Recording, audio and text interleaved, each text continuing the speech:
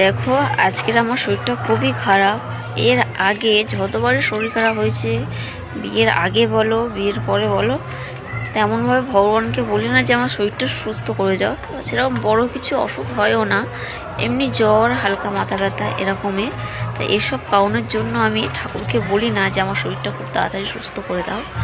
কিন্তু আজকেরই আমার সকাল থেকে শরীরটা খুব খারাপ, জ্বর। তো আমি আজকের ভগবানকে বলছি আমার শরীরটা যেন তাড়াতাড়ি সুস্থ হয়ে যায়। কারণ আমার ছোট্ট মেয়ে আছে, আমার শরীর খারাপ হয়ে গেলে না ওকে আমি ঠিকভাবে কেয়ার করতে পারবো না।